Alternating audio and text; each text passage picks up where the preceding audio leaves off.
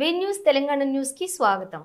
మేడ్చల్ జిల్లా కీసర మండలంలో జూబ్లీహిల్స్ పబ్లిక్ స్కూల్లో స్కూల్ ఫీజు చెల్లించలేదని 4వ తరగతి చదువుతున్న 4 విద్యార్థులను లైబ్రరీలో బంధించిన పాఠశాల సిబ్బంది. 1,30,000 రూపాయలకు గాను 1,00,000 రూపాయలు కట్టిన తల్లిదండ్రులు యాజమాన్యంని ప్రశ్నించగా దురుసుగా ప్రవర్తిస్తున్న పాఠశాల సిబ్బంది. ఫీజు చెల్లించిన ఎడల విద్యార్థిని అనుమతించమని సిబ్బంది.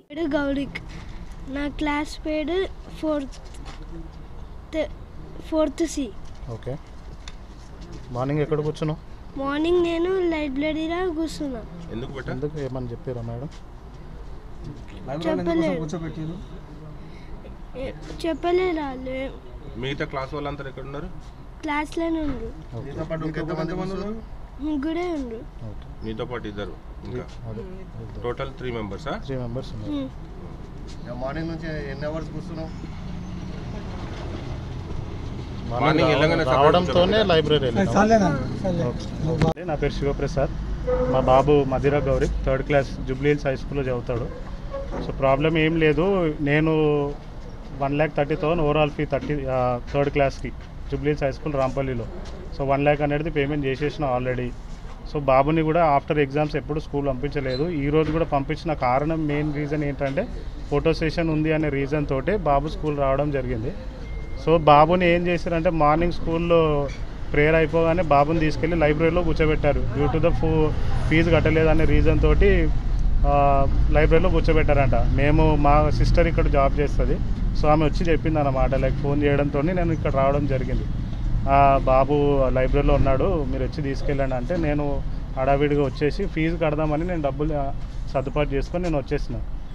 ఇక్కడ వచ్చి జరిగితే ఏమైందంటే బాబు లైబ్రరీలో ఉన్నాడని మేడంకి ఒక్క రిక్వెస్ట్ పెట్టుకున్నాను. ఏంటిది అని అంటే, మేడం ఒక్కసారి బాబు లైబ్రరీలో ఉన్నాడా లేదో ఒక్కసారి చూపించండి నాకు.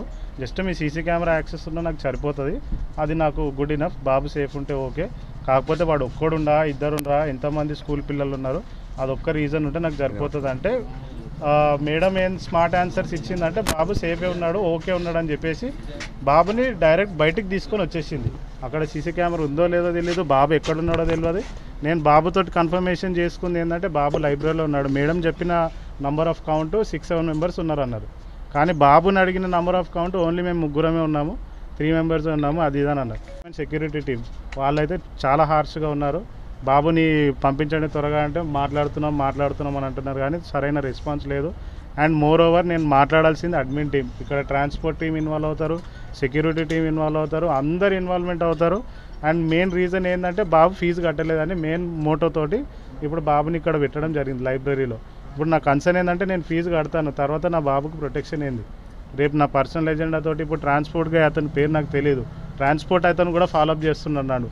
దమ్ముంటే ఫీజు కట్టి మాట్లాడు, ఏదన్నా ఉంటే ఫీజు పే చేసి మాట్లాడని ట్రాన్స్పోర్ట్ అతను నన్ను ఫింగర్ పెట్టి చూపించడం జరిగిందన్నమాట.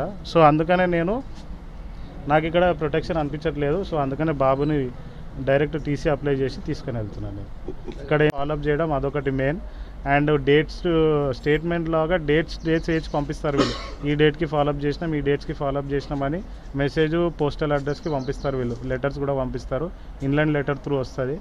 And most of the important thing ఏంటంటే మనకు అప్లికేషన్లో మనకు బ్యాంక్స్కి పేమెంట్ చేయకపోతే లేట్ ఫీ ఎట్లా ఇంక్లూడ్ అవుతుందో స్కూల్ ఫీజు కూడా లేట్ ఫీజు అనేది నేను ఫస్ట్ టైం జూబ్లీహిల్స్ హై స్కూల్లోనే చూస్తున్నాను.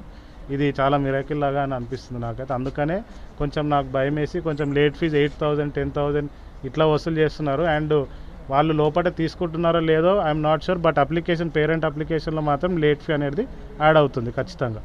సో ఇది అంటే ఎప్పటికీ ఫెయిర్ కాదని నేను అనుకుంటున్నాను. లక్షలు ఫీజు కట్టి మనం ఇంత సఫర్ అవుతున్నాం. సో అండ్ ఎడ్యుకేషన్ సిస్టమ్ కూడా ఎలా ఉందో అనేది మీరే న్యాయం చేయాలని కోరుకుంటున్నాను నేను.